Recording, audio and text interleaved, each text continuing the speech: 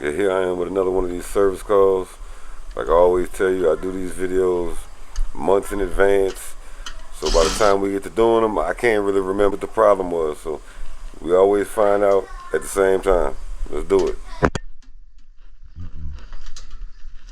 But of course, the one thing we do know is it was a no cool call. Another tidbit behind the scenes, when I approached the unit, the condenser fan motor was spinning. Yeah, that's my daughter you heard in the background, by the way. Look at that capacitor right there.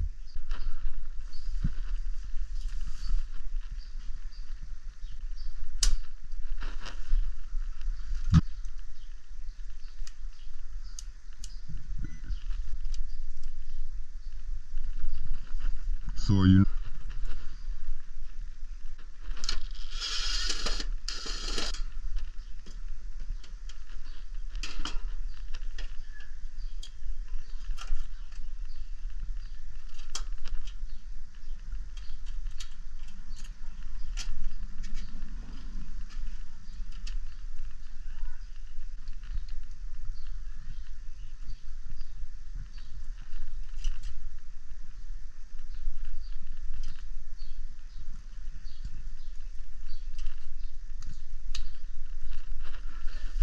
So what we're gonna do is check the microfans on the capacitor. I mean, it looks bad. We kind of know it's puffed out. That's like guaranteed signs. But we check it anyway because I've seen them look bad. And when I say bad, I mean I've seen them look worse than this and been working perfectly. And that won't be the problem actually.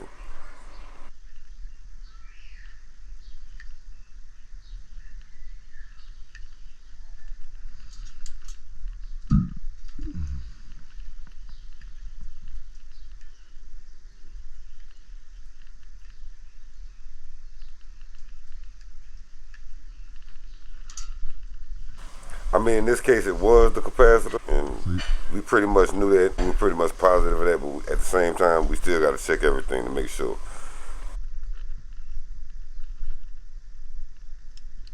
Mm-hmm.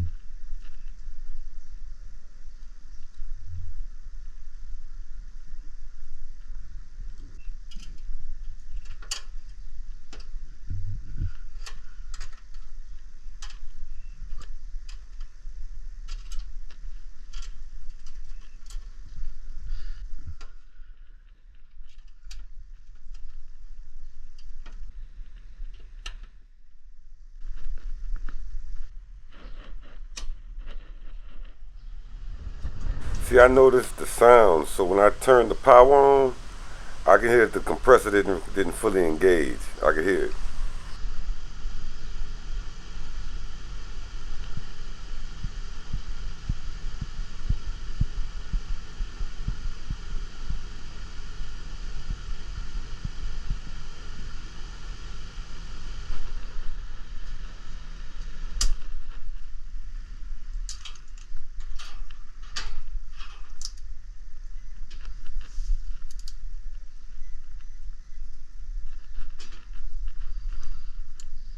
What happened?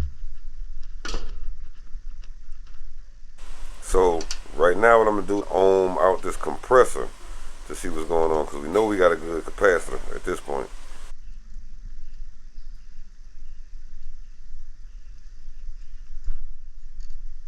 So at this point, I can see that I'm looking for the compressor wires to pull them to ohm.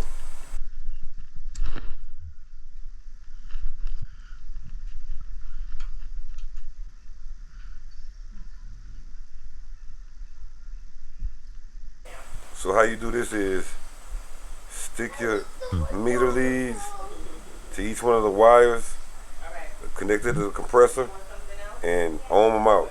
If they ohm out good, that means the windings is connected. If they don't ohm out, that means one of the windings inside of the compressor is not connected. And there's another thing too. So it could be the windings could be open inside of it, or it could be grounded out. And I'm gonna go ahead and explain both of those things. Or I should say all three of those things, because there's actually a third option also.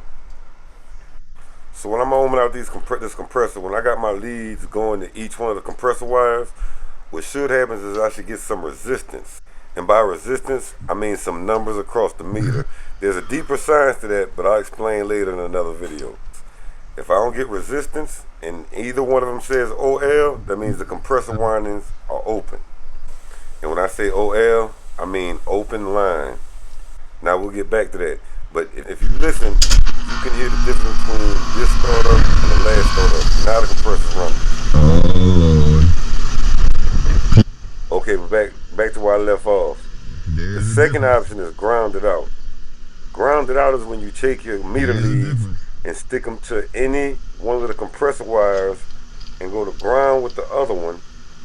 And if you get any resistance, if you get anything other than OL, then you also have a grounded out compressor, which is a bad compressor.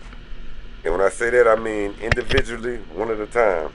Take one meter lead, stick it to one compressor wire, take the other meter lead, go to a grounding point, and so on and so forth. And if any one of those give you resistance, you have a grounded out compressor. A big one. And the third thing is sometimes you need to check the compressor wire harness and the wires themselves and the compressor terminal. So in actuality, I guess there was 4 ways to diagnose a bad compressor. So now that we got everything started, what I'm doing now is using my Testo Smart Probes to check out system vitals. We're gonna run a check on the whole thing since we got it up and running.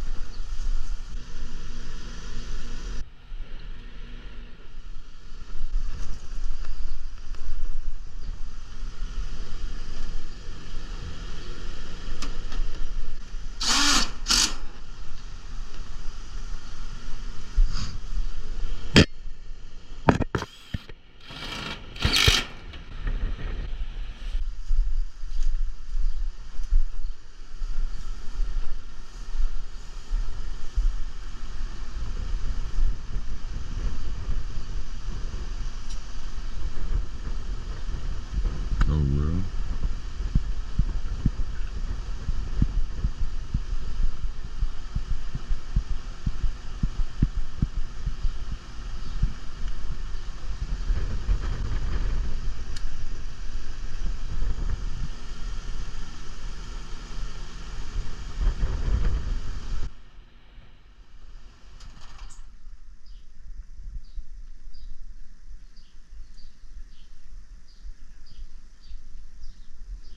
And we had some time lapse, but just like that, we hit set point. And we'll see you on the next one. Tell them bye, girls. Bye, everybody. See you next time in another video. Yeah. Bye, everybody. See you next time. Love you.